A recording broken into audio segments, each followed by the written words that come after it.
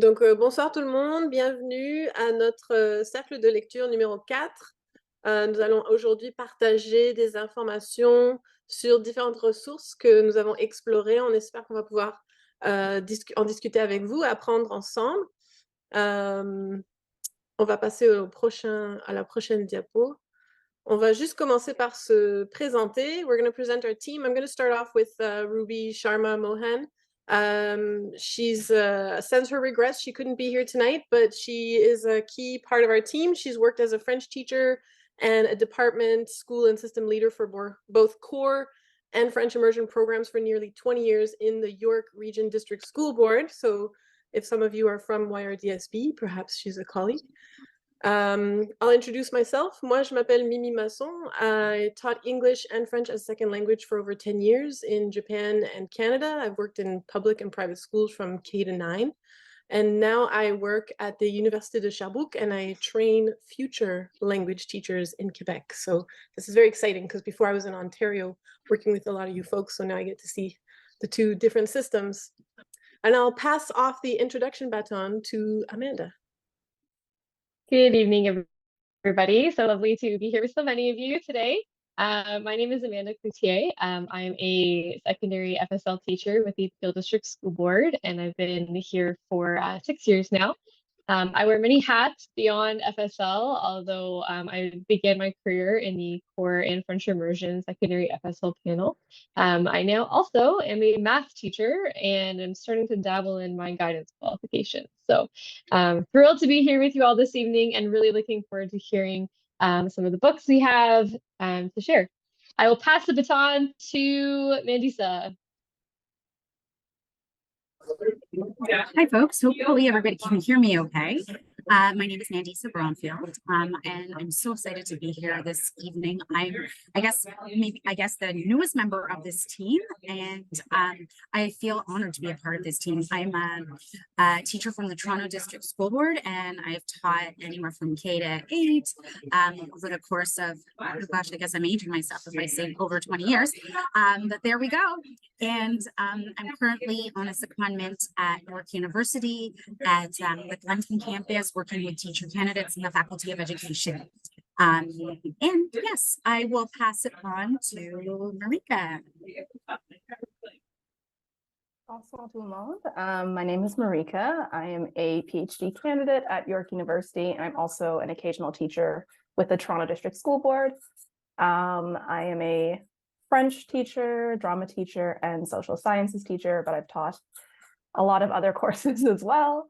And I joined this project over the summer, and I'm really excited to work with teachers thinking through specifically culture and anti-racism and how we can integrate those into French as a second language.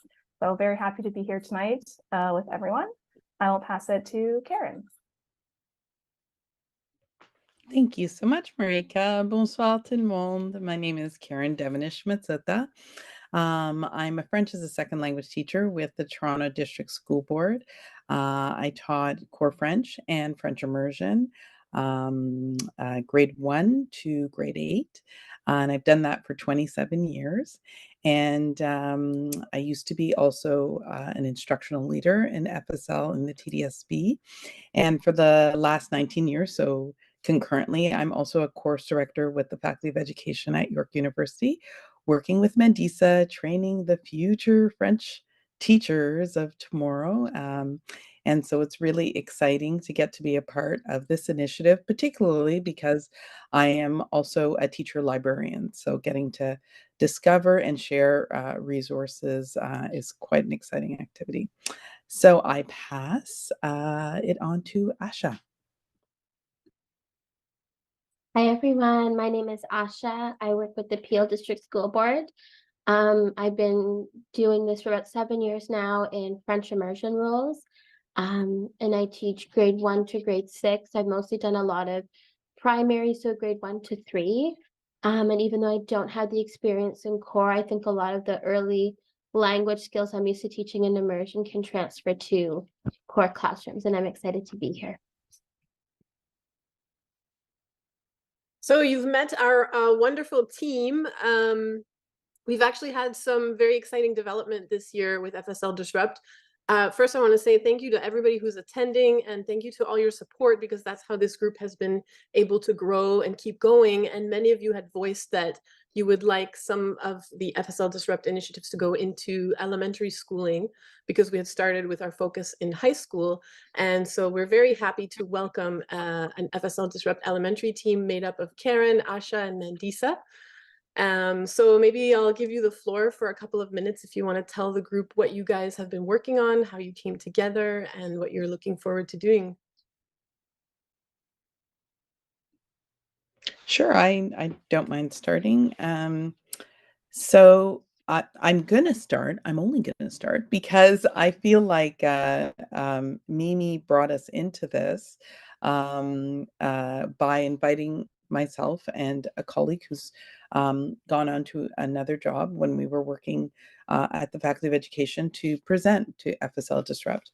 And we had heard about this initiative from actually one of our teacher candidates who said, about, I don't know, I guess it was maybe 4 years ago, 3 years ago, he was going on and on about how he found all these super cool resources and this group is talking and we have to meet Madame Masson and on and on. So just it was just I guess as they would say, fate that Mimi and her group contacted us to speak at one of their summer institutes. And so at the same time, Andisa and I, many years ago, have been speaking about looking at resources for teachers in order to talk about social identity, in order to really disrupt the colonial tendencies that exist in French.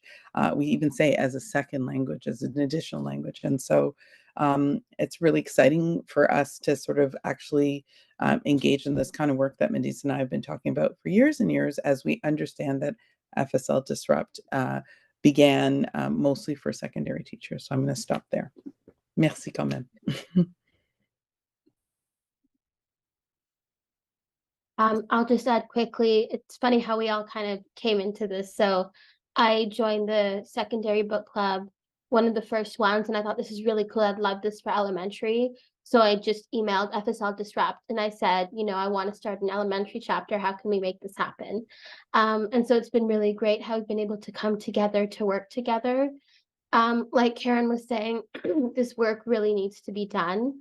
And I think just the needs and how we navigate the program and FSL is very different than in, the English track.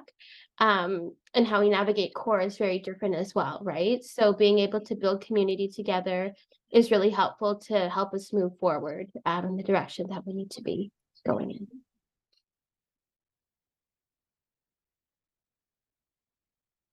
Thank you both so much.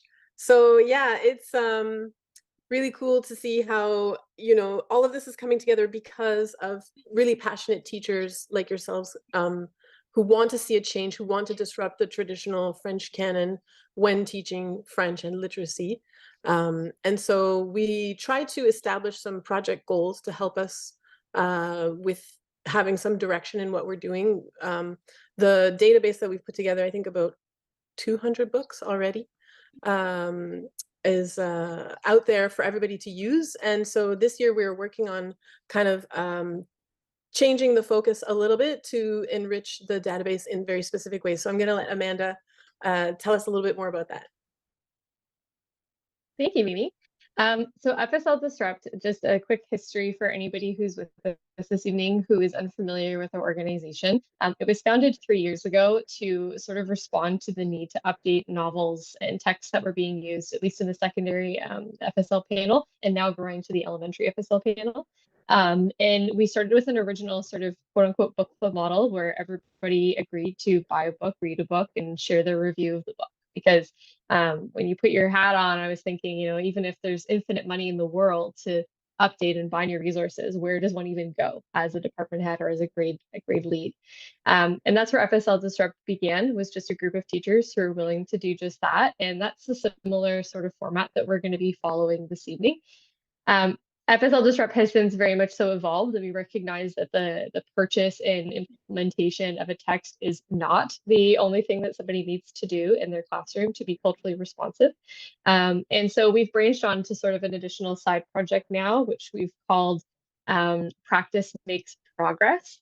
And we're going to be hosting sessions at OMLTA's conference, which was mentioned at the beginning of this.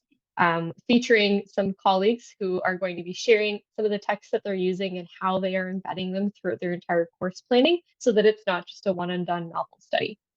So that's how FSL Disrupt began. We sort of have those two goals in mind. And if you're somebody who has been using a text or has sort of totally revamped course design or their curriculum program, and you think you've got a lot to share, we would love to hear from you. And potentially be one of our speakers at OMLTA in April, which would be great. So this evening, as I mentioned, is going to be sort of a grow the database is what we're calling it. Mimi did mention that we have a number, over 200 novels, I believe, currently featured on our website, fsldisrupt.com, and we are going to be growing the elementary version of that as well. This evening, what's going to happen is a number of us have signed up to share novels that we have read and that we are going to offer our review as FSL professionals. My hope as well is that if you're sitting here listening and you're inspired, you're like, you know what, I've got a book that I can speak to, that I've read, no matter the level. If you think that it might be appropriate for a core French classroom of any grade, we really do want to hear from you. In some of our original book clubs, it felt like it was an old school scholastic book fair just for teachers because we were all left with lists of novels that we wanted to read. We were so excited about. So I hope that there's people with us as well who are like, yes, I have this great idea. I just want to share.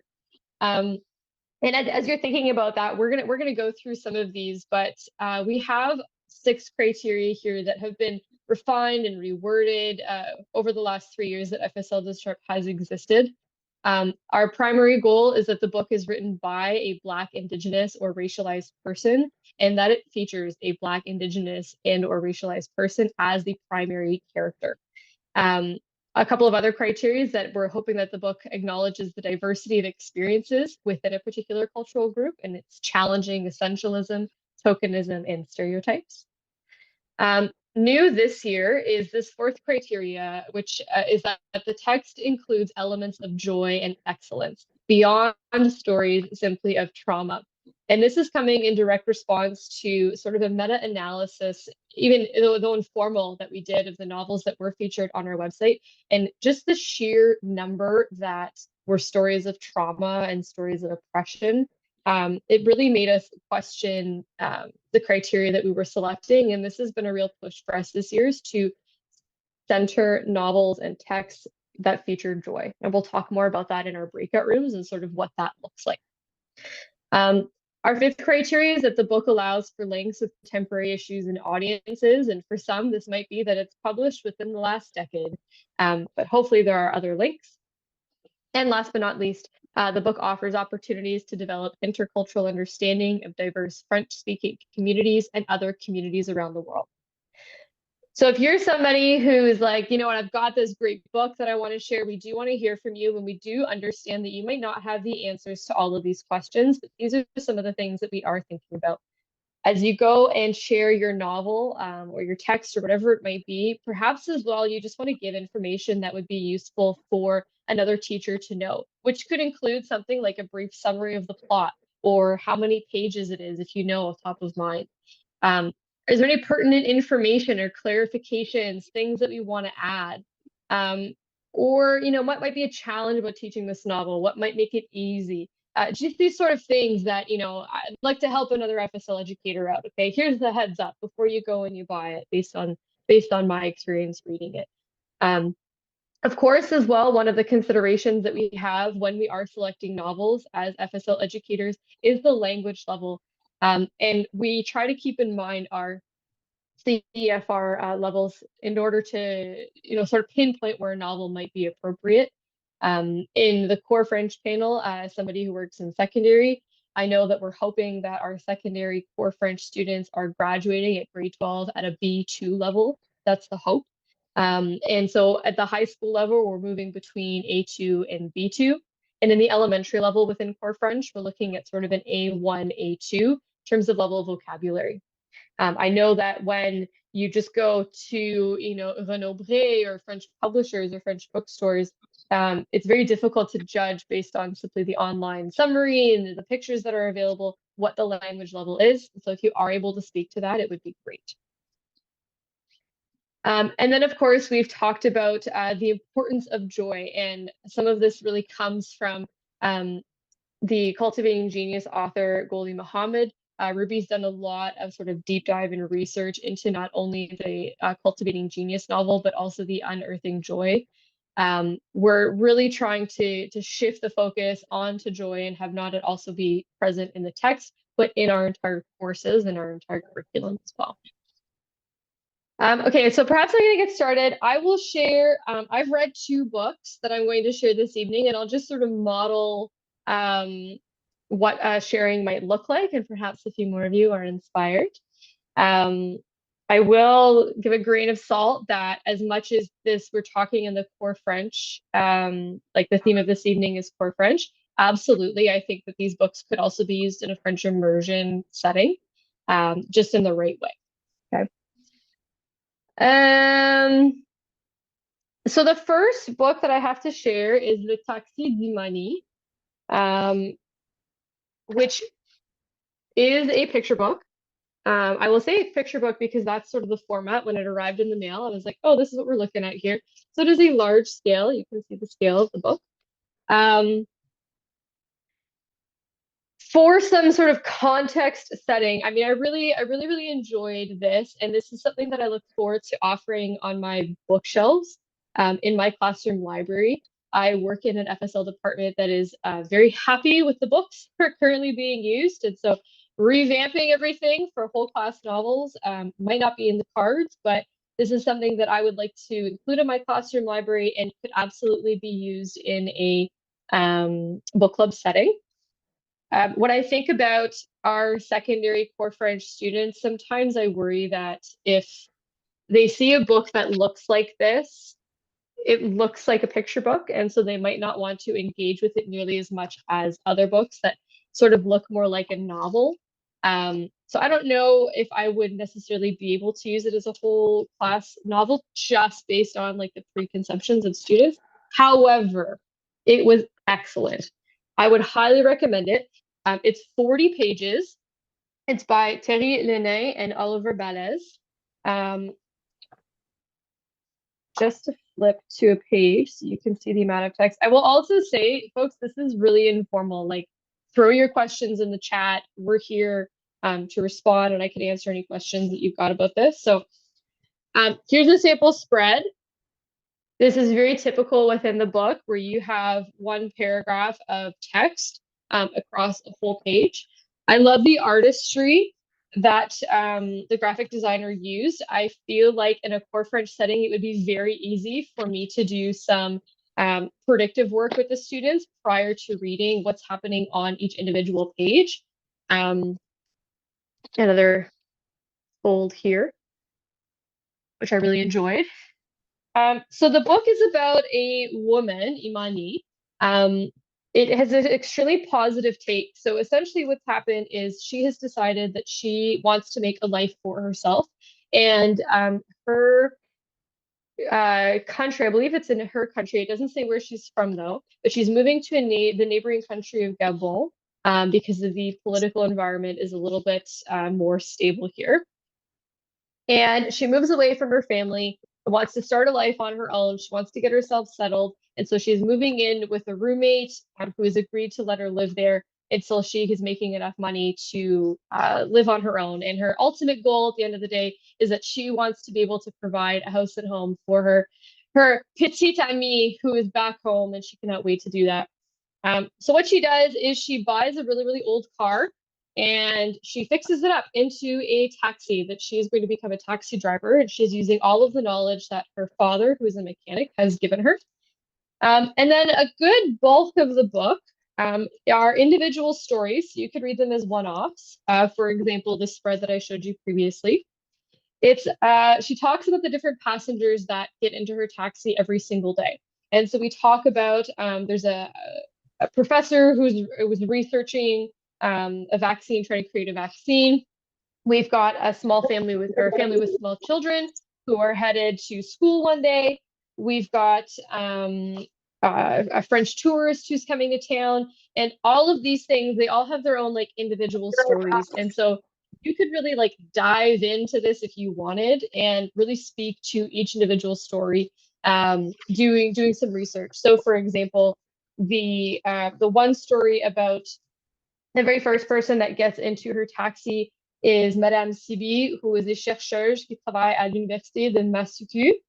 Um, and she's the one who's started trying to create a vaccine. And so you could totally do some research on, the diseases that she's facing and the process of vaccines, that sort of thing. Everybody's got their own story. And the one that I really liked was the story about the tourist from France, because she actually named specific geographical locations that this tourist is visiting. She names the airport, for example. She names the ship, for example. And this tourist is going around and he's exploring various customs that are happening. And so she talks about them with some beautiful art. And it would be a great opportunity to do some research into this culture and tackle some stereotypes, for example. One of the things that I really liked about this book that really struck me, and I think that we can decompose with students, is this spread here, and specifically the woman in the middle who very clearly has an iPod with headphones in. And I think it would be a great opportunity to discuss some of the stereotypes that we see about African countries, what we think is happening there versus what is the reality. Because this is a very recent novel. It's published in 2019. So there's some opportunities there. We talk about a relationship with her family back home, how her family back home is supporting her financially, but she is going to be coming in and paying them back as well. Lots of different opportunities for diving in. The plot sort of continues, and it does have a bit of a cheesy ending, which is fine. I don't know if it's the most secondary endings at all, but that's okay. One of the passengers that she picks up, so about halfway through the book, she's really excited to go to this concert for this musician. And there's a whole, you could do a deep dive into the type of music and that sort of thing. The musician is not a real musician, he's fictitious.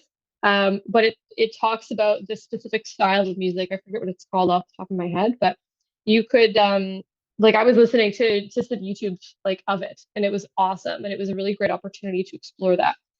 So anyways, she's going to this concert by this musician, and she's driving her taxi on the way there, and then she sees a musician on the side of the road and his car is broken down. So she picks him up and takes him to the concert, and he pays her back because she has this little jingle that she likes to sing when she drives. And she sings it to him on the way home after the concert, and he's like, "Oh my God, I love it. Can I buy it off of you?"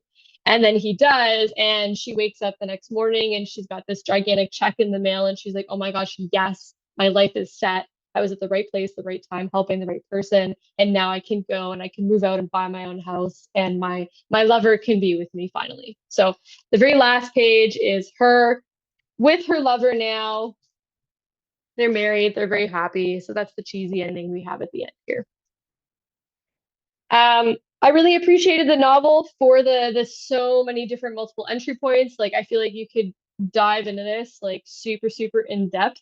In so many different elements. It's really just whatever you're interested in, or perhaps even what your students are interested in. What I will say, just in doing a little bit of research, so the author, Thierry Lenay, from what I was able to find about this author, this is not an own story. I believe that he's a white male from France who is writing about this. Now, it seems like he's written a number of texts that are about this length, about difficult sort of subject areas, and he is an award-winning author. However, I was very disappointed to learn that this is not a Black author and not an African author either. So this is definitely not an own story. While I was researching that, I discovered that he does have a blog where he has a number of supplementary resources that go along with this book, including a sample lesson, which is awesome. But the cute thing that I really enjoyed, and maybe you want to deep dive with this with your students, is the very front of the book. This is the opening page. There's this jingle here. And I can't read music, but I was like, huh, I wonder. And of course it's on YouTube. And of course it's a 3-minute song that he got a musician to make. And so I listened to that and that was awesome. So that would be a really cool opportunity too. Um, the last thing, however, that I will just bring up, so like there's no trigger warnings. It's definitely a contemporary book because it was published in 2019. We do talk about a whole diversity of experiences, so it does hit a lot of our criteria. Um, I was learning as I was, to be quite honest with you, I didn't know where Gabon was. And so I looked it up and I was going through some of the recent news in the area. And it sounds like there's now a lot of political unrest within the country. It's one of a number of sort of neighboring countries that has recently undergone a coup. And now the military is in control, and there's a lot of sort of instability in the current climate.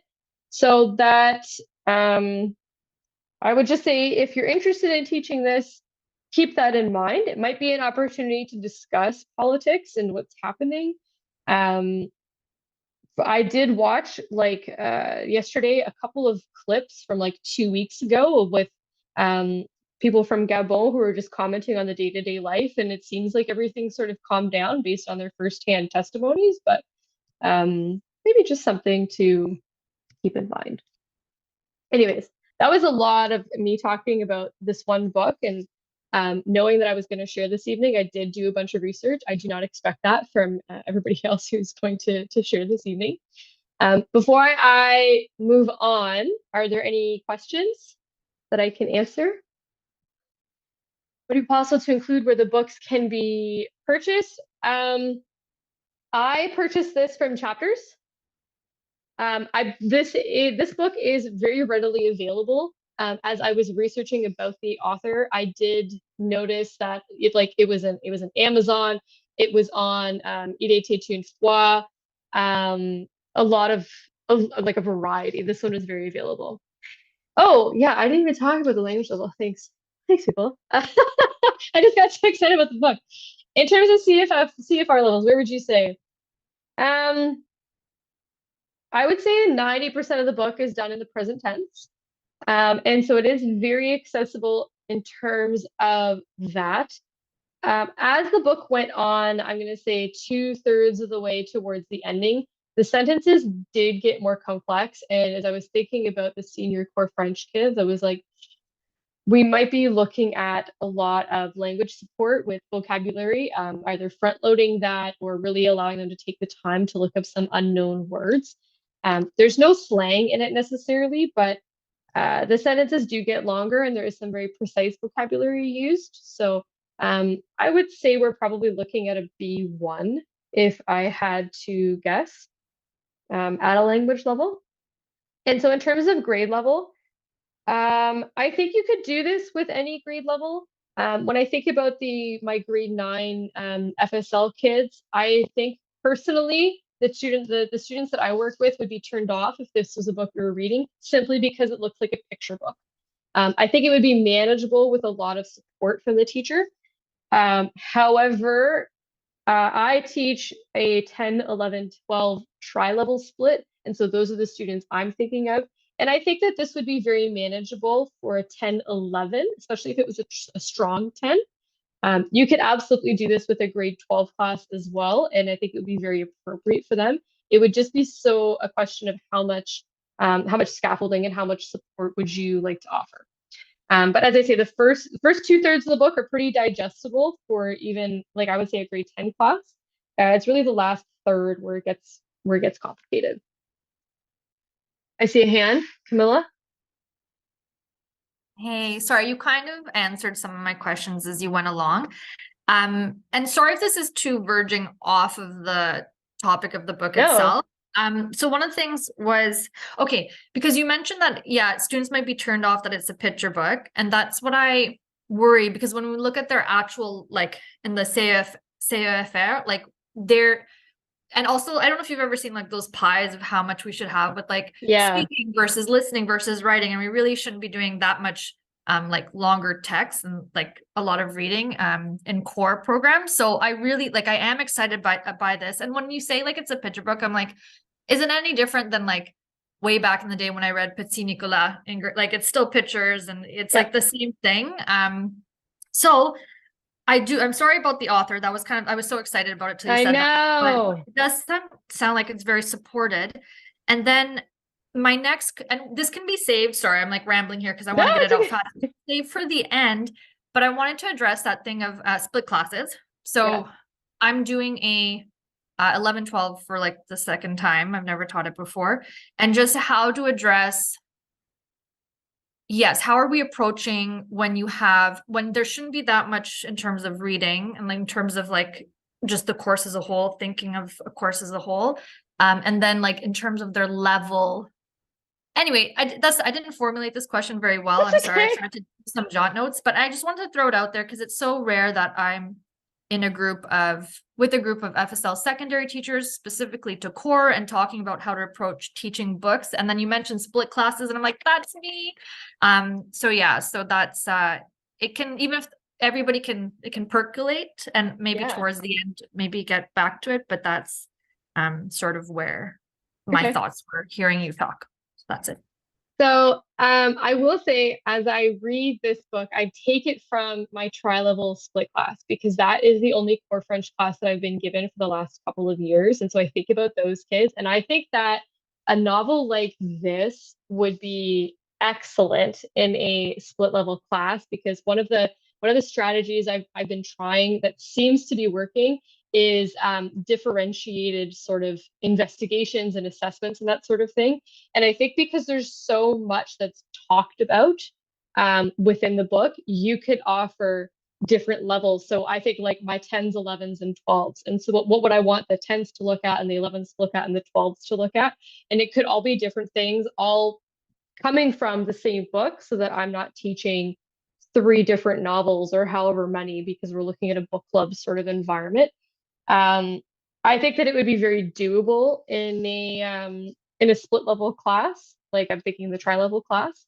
And I think that you could use this as a launching point for a lot of oral discussions. I don't know so much about listening. I don't know what resources would exist out there for this. I believe the resources that are available on the author's blog are mostly related to the sheet music that was created and the song that was created. But even that might be a door into some sort of opportunity.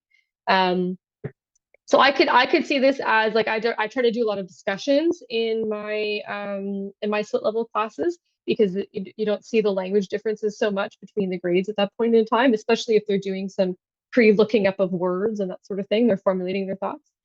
So I think it'd be a good opportunity there. It definitely does not hit the need for the amount of listening the kids need to be exposed to. I'm familiar with the pie charts you're talking about, and yeah, this is not it. This would just be one piece of that puzzle.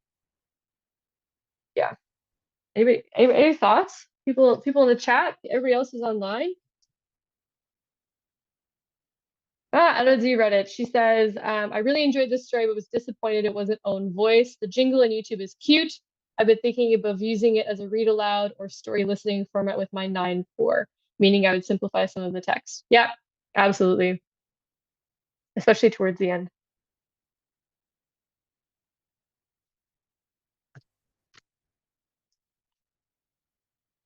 I'm going to pass on to my second book, which is, I think it's Kariba, is the novel. I had no idea what to expect from this. I actually thought the book was going to be like a texte de poche or livre de poche style, like this one. But this is a big, heavy graphic novel that has a lot of pages in it. And I did look, it's got 227 pages, but it's a graphic novel. And so as much as it's 227 pages, it's not 227 pages of heavy, dense text. And you have some beautiful artistry. It's so funny. I just opened to a spread here that's got like 4 words. And so it really, it goes through things very nicely. So I was very excited to discover this story, Kariba. I don't know where I found it. This one was also available at Chapters, but is less available on the internet.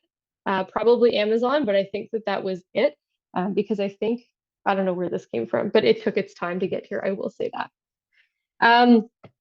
It is a fictional story, but it is very heavily based on mythology, Zimbabwean mythology specifically, as well as real life events. And so as much as there's a disclaimer at the front of the book that this book is, if you see any relationship to real life events, it's just, coincidence. But with a tiny little bit of Googling, I confirmed that was not necessarily true.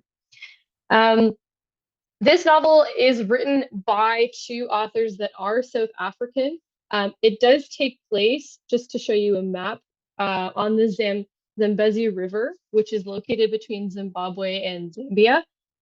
So I sort of consider this to be own voice in that the authors are from South Africa, and I'm assuming that they would be familiar with some of the mythology as well as the sort of real world events that are discussed in the book. It is a story of a girl, Siku, I believe her name is, and she is in the opening chapter, for lack of a better term, because there are no like chapters. If I was a teacher, I would have to very clearly distinguish when to stop reading, because the story does cut. And unless somebody's really paying attention, you're like, whoa, who are these new characters? So the opening chapter are two explorers who are looking for sort of the promised land, and discover that this child who's like lying in the river here, and it's the main character, Siku, and one of them ends up adopting her. And throughout her childhood, she's been told to like suppress these certain sort of feelings and inclinations. And what we learn is that she is sort of the physical embodiment of a river god. And this is 100% based on Zimbabwean mythology. The god's name is Naimi Naimi, otherwise known as the Zambezi River god or the snake spirit. And this god is one of the most important gods of the Tonga people. So I really appreciated that it was based on this, and it feels very, very authentic and very real. And what's happening in this story is that there are in a local town or city, I guess, they are building this dam. And the event that this is based on, and I looked it up, was the building of the Kariba Dam, which is shaped very similarly to, whatever that famous dam is in the US that I can't think of the name right now. It's like a big, just semicircle, and you could take helicopters. Yeah, that's the one. That's the one. So it looks the same as that. And this dam was built between 56 and 59. And there's a huge conflict here because the Europeans, it's names the Italians specifically, I believe the Italians and the French are coming to Kariba, and they want to build this dam to generate electricity and just like think of the profits and that sort of thing. And so this is mentioned pretty early on in the novel, and this was one of the things that really turned me off from the beginning, but it does sort of turn around. The evil character, for lack of a better word, says Africains, Italiens et Anglais travaillent ensemble de concert à Kariba. Il s'agit d'un spectacle aussi rare que l'exaltant. L'ancien monde est derrière nous. Nous faisons entrer l'Afrique dans une nouvelle ère. So I was turned off by that because it sounds like we've got a bunch of white people who are here to save Africa and to bring it into this new era. And I was like, nope, I don't think I can share this book with book club, but it does have a happy ending towards the end, and it doesn't focus on this white saviorism at all, as a matter of fact.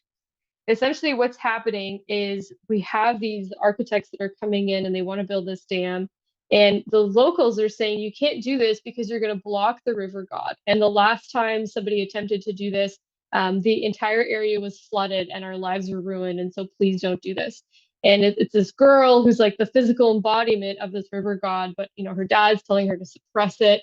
And her dad goes to this town to try and convince them to stop, and ends up like not coming home. So she goes on her own exploration to try and save him. It is super action packed, like super action packed. And so I really enjoyed it because it was, one scene after the next and a lot of stuff is happening. We have lots of mythology that you could explore here, which I found really, really interesting. Like she talks to this creature who is like a shapeshifter, and so like goes from a human form to like different animal forms, and like he's like her guide, coming in at important moments, being like, you can't deny who you are. Um, there's a lot of character development, which is awesome. And so if I was a teacher teaching this book, like if I was to implement this, I would take it nice and slow. And right at the beginning, because you are introduced to a lot of these characters, I would have students creating like character maps or just notes and profiles of the different characters that are at play, because there's a lot of people that are introduced, and it's important to sort of keep track of the different types, for lack of a better term, different types of people that are here. It does talk about how, and this is the situation with the dam, is that the dam is also going to cause the displacement of the indigenous community that is there. And so the indigenous community is really fighting against the creation of the dam, and she learns sort of their story and the importance of why this dam cannot be built and why it would be so negative for them to be displaced. And they really sort of empower her to fight against it, and she sort of plays to their strengths as well, which is really, really special because it does give them a lot of voice and legitimacy. I do find that the indigenous community is, I'm trying to find like a picture of what they look like. It is very tribal. And so in that sense, it does reinforce this sort of stereotype of sort of a third world country and of what sort of South African countries look like. So I did not enjoy that. However, I have not done any research into what the Tonga tribe or the Tonga people look like, and perhaps it's customary for them. So that would be something that I would need to sort of examine. It does touch on briefly environmentalism and sort of the importance of fighting for the environment, which I know is a big thing coming up in the 50s and 60s. So it does very much touch on history. And it does talk a lot about, progress for the sake of progress and colonization. And, we're trying to push an economy forward regardless of the negative consequences of this. So I think that would lead a lot of opportunities for discussion. Language level, I would definitely say this is a senior core French book. The pictures and the fact that it is a graphic novel would lend itself nicely. Again, I put my hat on of my tri-level, my 10, 11, 12. I would do this in a 10, 11, 12 because I think the 10s could handle it with the imagery. But in terms of strictly language level, I would definitely say we're at a B1 level. There is some subjunctive that's thrown in here, although I think it would be pretty decodable, so maybe even approaching a B2 level. I have not seen if there are any resources available for it. As I say, this is a less popular text than the one that I previously presented, and that it wasn't available nearly in as many places as I would like. You do have a bit of a plot twist. One of the quote unquote bad guys is turns out and is a good guy at the end. The novel itself, if you're familiar with, I don't know if it's a Disney movie, but it's the old movie El Dorado. It gave me like super El Dorado vibes in terms of like these people who are going to the glory land and really sort of don't care about the indigenous people and they're going after this. But similar to the way El Dorado ends, the community is saved and the indigenous community gets to thrive and gets to live on. So that just something to sort of keep in mind, and the pushback against progress for the sake of progress and colonization. There's a plot twist at the end. I won't tell you about it. The imagery is absolutely beautiful. And I think that even some of the students in our senior level core French classes who might be struggling with language could totally digest it simply because of the level of detail that's in some of the pictures, which is great. It is a relatively new novel. I believe it's 2020. Yeah, it was published in 2020, so it is very new, and there are a couple of references, I believe, to Oh, I forget what it is now. But there was a reference and I was like, oh, this is a new book. Maybe to social media or something like that. I find that this novel sort of toes the water when I think of elements of joy and excellence. Um, there is definitely appreciation for one's own culture. There is definitely appreciation for indigenous cultures and the fact that they cannot simply be erased just for the sake of economical progress. So I did appreciate that. I wouldn't say there's nearly as much joy as in the last book because this is sort of an ongoing battle that they are facing. Kariba does learn to appreciate who she is in spite of in her childhood when she was told to sort of suppress these visions of the river and being the river god. Um, but there's a lot of things that you could sort of unpack here if you wanted to unpack and if you wanted to encourage students to explore some of the heavier topics. I could totally see in a 4U FSL class if you wanted to have students read this book and like you could write an essay on this if you wanted to. They could totally go down that pathway if you wanted that level of analysis, or they could simply read it for the sake of reading it and decoding a book that has a higher language level with the support of it being a graphic novel. And so you don't necessarily need as much teacher support. Although I will advocate for the need to create like character portraits or a character map or something along those lines, just so you can follow along, because there was a lot of people at the beginning and I was like, what's happening? And it does lend itself nicely to exploring other countries and parts of the world that students may not have faced with in the past and some of their histories as well. Thinking about, South Africa, Zimbabwe, that sort of thing, and sort of seeing what their realities are. Are there any questions about Kariba? Shockingly, what I will say, ooh, is it a translation? Oui. Yes. C'est une traduction. C'est dommage! It is a translation. Shockingly, the two books that I bought were the same price, despite one being 40 pages and one being 227 pages.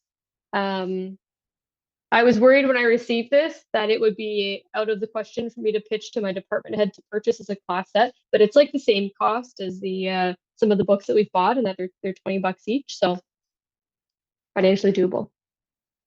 Fun question, Elodie. I know. Why is no text perfect? I know. You got to pick your battles. Personally, I never pick the battle with translation. I'm always game. If the novel is engaging, I'm okay with that. But I work with colleagues who are like, nope, absolutely not. I will not use a novel or present a novel that's a translation, because that's the battle that they pick. So only so much. Progress over perfection. Exactly. Exactly. Can I pass it off to Laura? Laura, would you be able to speak to Le Nouveau for a moment? And I'm going to look up a picture for those of us who are familiar with it.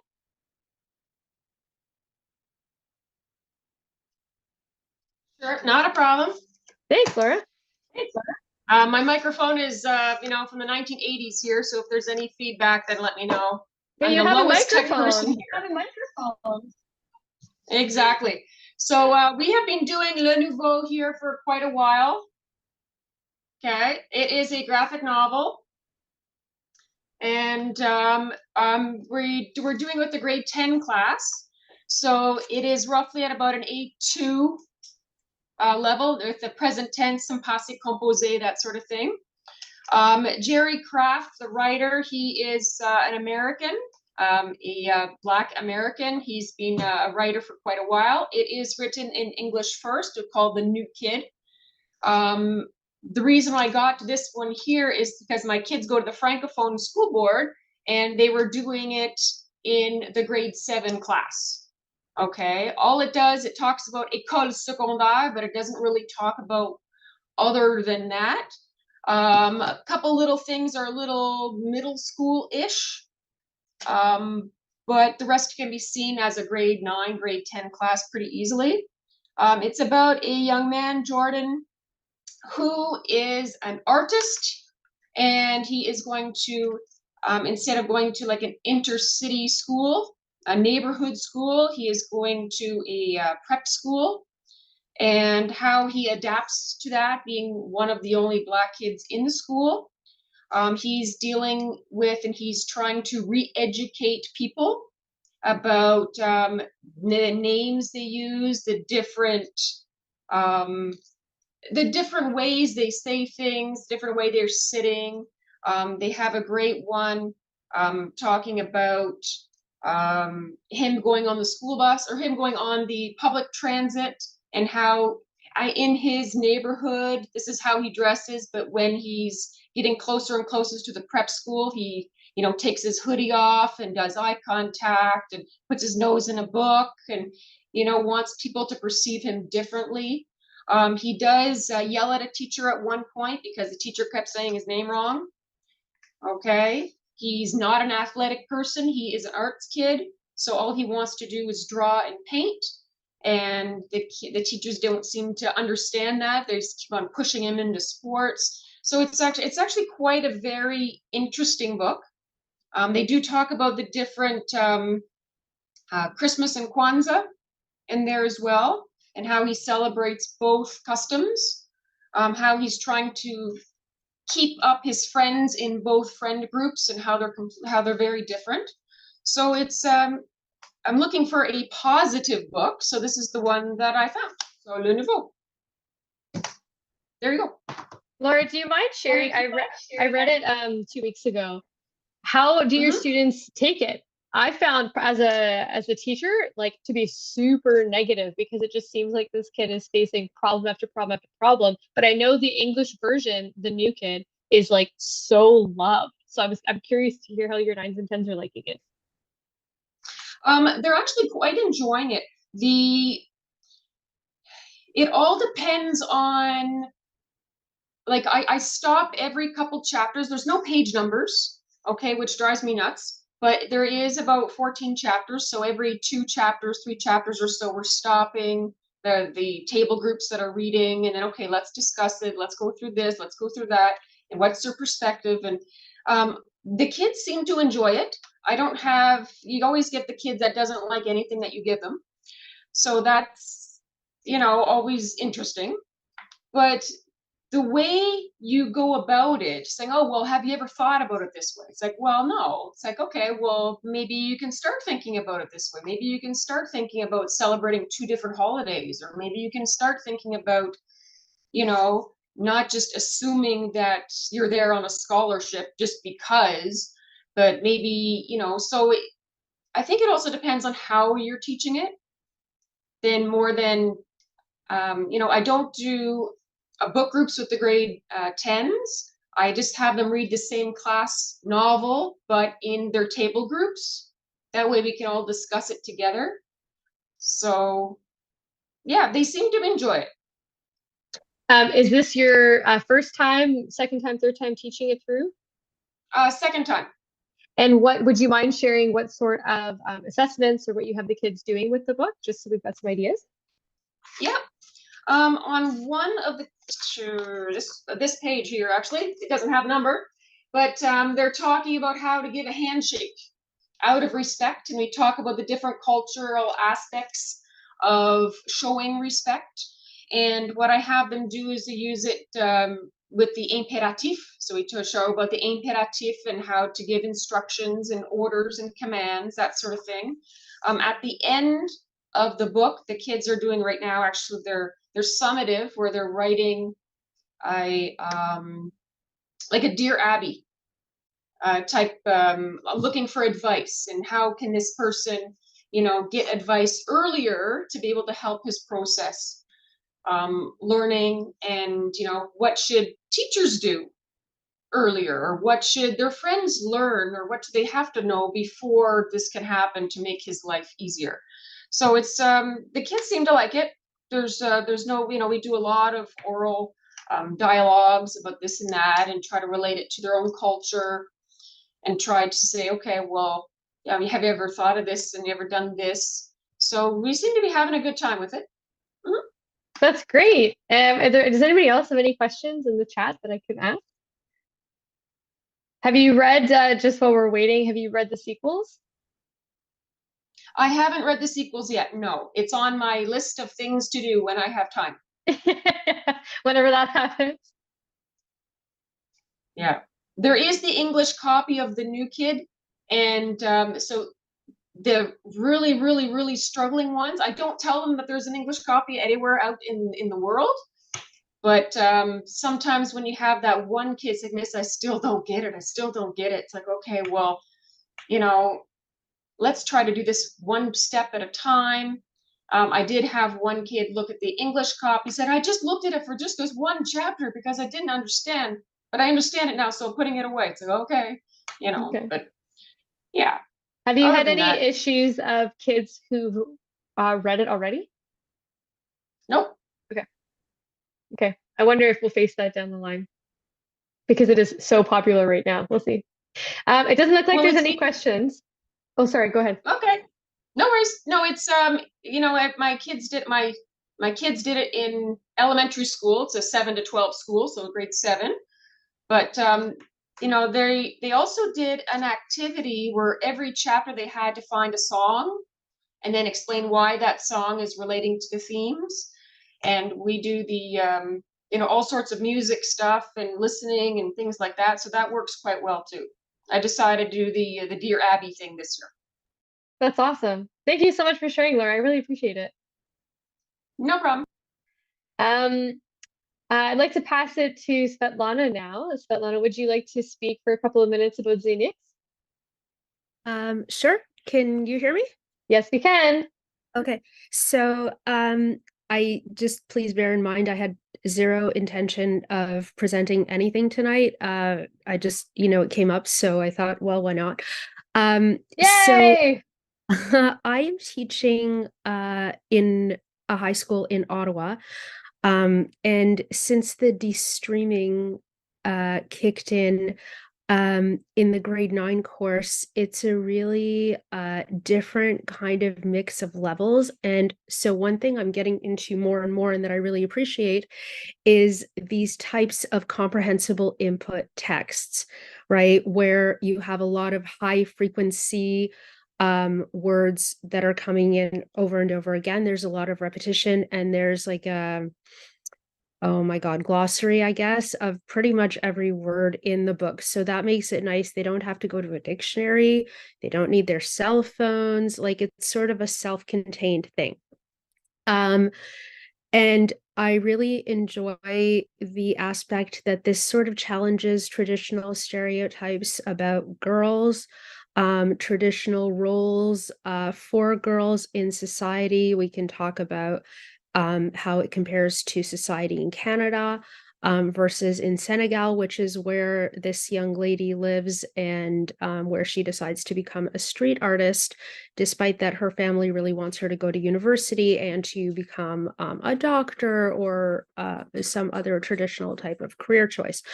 And they are very, what I did like is that they are supportive of her getting an education. It's just that it's more how her mom, like the type of education her mom wants, rather than what she wants to do in terms of her goals and aspirations. There is, and I don't know, because I know you've discussed this before, but just not since I joined in. There is a whole resource kit available on the author's website.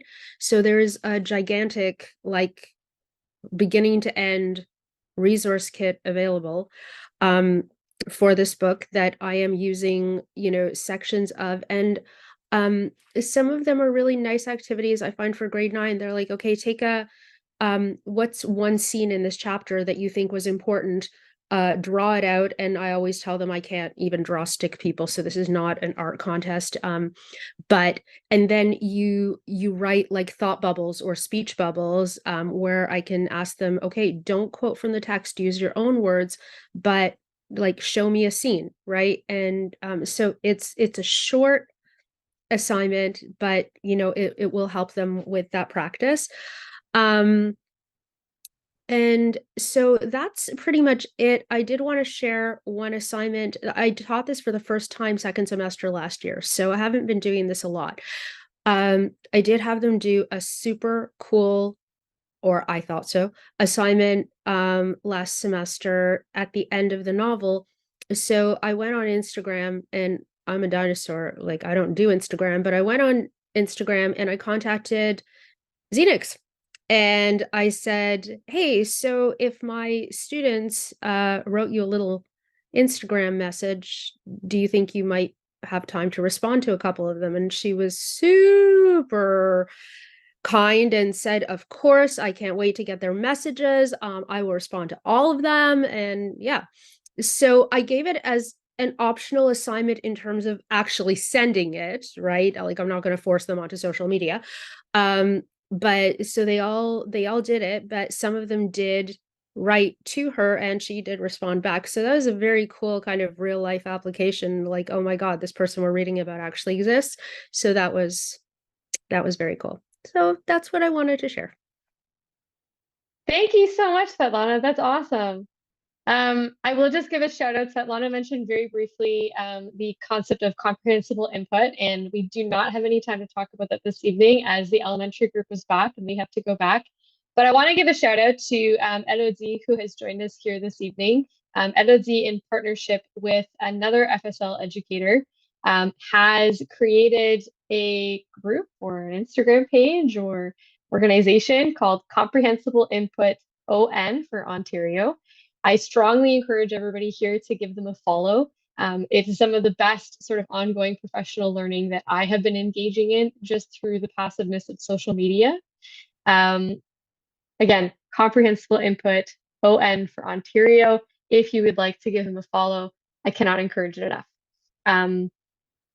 There was a question in the chat asking about what was the language level for this novel.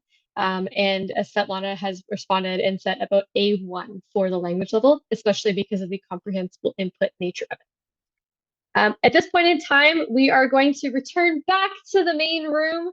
Elodie has also shared that she has a whole bank of resources on Xenix on their page as well. It is beautiful for grade 9 core. I can also attest to the wonders that it is for grade 9 core French. Oh, little thing I wanted to add. Today we actually had a dancer from the National Ballet in Ottawa come in and do a bilingual workshop with our kindergarten kids. So one of the things I was thinking about as also another extension from the Mon Mag à Moi is you could invite a dancer from anywhere. I always try to stay Canada, US, French, Caribbean, all the same time zone. If you get the sliver, just the right one, like Guadeloupe, right? Martinique. And they can do a virtual workshop. The virtual workshop with the kindies was just brilliant. I was so that also could be an extension if you find an artist that does one of these forms that can do some work with kids, and they probably would be better at speaking at the history of those dance forms than Mon Mag à Moi. I like this discussion. I'm learning a lot, and that's why I love participating in this group. And I in the suggestions that you've given with the text that you showed us earlier, we can see like how you're providing opportunities to make authentic connections with communities who are being discussed, who are being talked about. And I think sometimes that can also be a struggle for teachers, like how do I connect this to what I'm doing and who do I reach out to? And here with the resources, there's a very like specific kind of example or place to start making those connections. You're doing it through this text. So this text has so much power in shaping what's going to happen in your French classroom. And I was going to add, so the text I was going to share, we didn't have enough time, totally okay, because the conversations we had were great. But the book I chose was intentional because it talks about the 4 seasons, and I was thinking a lot about outdoor vocabulary, nature, right? Very basic things that we talk about in the beginning of Core French, and how this is a book that you can revisit every season. And I think even with the books that Mandisa and Karen shared, this idea of revisiting it throughout the year Oh, there it is. Yeah, so La Terre Me Parle, it goes through seasons and it's an elder with the child and the elder and it's always, how do you know? Well, this is how I know. Nature talks to me, living things talk to me. And so going back to this every season is really great for students to build that, that understanding, that learning all throughout the year. And I will say that this is text heavy.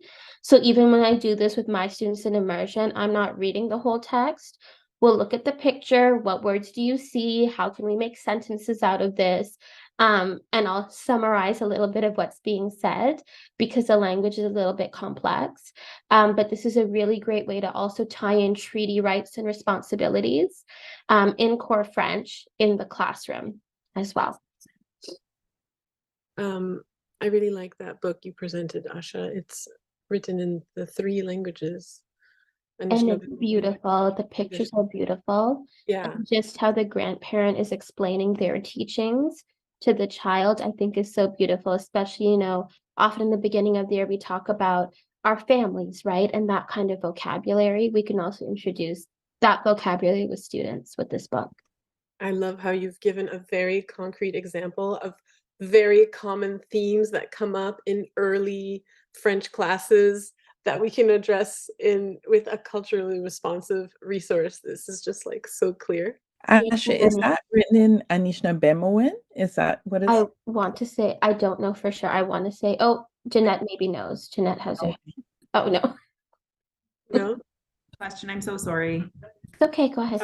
I know we were looking at a couple of scholastic offerings. I'm wondering if anyone has any publisher catalog or vendor information to share that you found some very current Canadian and or close by FSL resources that you've been like, yes, spot on. This is a great vendor, publisher, what have you.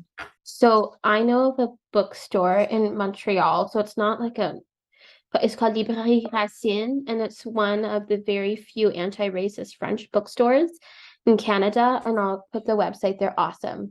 And I was going to suggest, it's funny, you went to bookseller, Ashley, you're like totally soul sister. I was thinking about Good Minds. We get books from as teacher librarians, looking for books that feature indigeneity. And they're an excellent also resource in terms of professional development and a resource if you're looking for a certain book and you want to do something and you can't exactly find the book. They will actually consult you. They also do some consultation as well. Really, really amazing organization, Good Minds. And I'll put the link in the chat. Thank you. I'm wondering too about non-translated material. Good point. Sorry, I didn't mean to cut you off there, Jeanette. I didn't realize my microphone was on, but good point. As that's something that I try and stay away from. Unfortunately, I didn't stay away from that today. I did put Good Minds in the chat, Karen. Oh, you've done it already too. Great. I was just thinking about another author that offers. I'm just going to do a little Google search myself to address your question, Jeanette. The secondary group has returned. It sounds like we've joined in on a very rich discussion here. Loving the links, seeing new sites that I've seen. I'm excited to explore these. Yeah, I'm gonna say, secondary teachers, if you want to go ahead and watch the video of our elementary teachers discussion, you will not be disappointed. It was such a rich discussion with so many great examples and very important points touching on, addressing tokenism in the classroom, addressing stereotypes, exactly the types of things that we're trying to work towards with the group this year.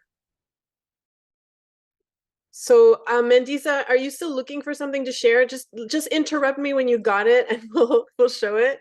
I'm just going to go ahead and do the final slides to say thank you to everybody for coming, and also we'd like to thank OMLTA and CASALT for sponsoring this event. Make sure that you sign up with them and become members if you're not already. They provide a whole wealth of resources that can be very helpful for teachers, and many of us are involved with them and their initiatives that they're doing. So there'll be lots of crossover. Also, keep your receipts for your books if you bought a book, because we are finalizing a little plan. We managed to get a little bit of money from OMLT and Casalt actually to be able to reimburse you. So we just need your receipt from your book. And yeah, we'll be sending out an email about how to get reimbursements for that. And as Amanda mentioned at the beginning, our next book club will be a practice makes progress. So in this type of book club, we feature one book that one teacher has used, and they share very specific resources, slides, activities, rubrics, things that will help you develop a whole lesson plan or unit plan to actually use that book. So it's a bit of a more in-depth dive into one of the books, and then you can get feedback on students' reactions, what kind of discussions were able to take place, and things like that. So that'll be happening at the OMLTA conference. We hope you can join us. And finally, just want to thank all the members of our team. If you'd like to get in touch with us, you can do so at fsldisrupt@gmail.com, also on our Twitter and on our Instagram. And I think, Mandisa, you found the website you were looking for. Yes, unfortunately, some translated resources, but there's some great resources that have Indigenous languages. I think Cree and I think Anishinaabe-Moan, wonderful resources by David Boucher. Thank you. Thank you all so much. Thanks so much. Have a great evening. Good evening, everybody. Au revoir.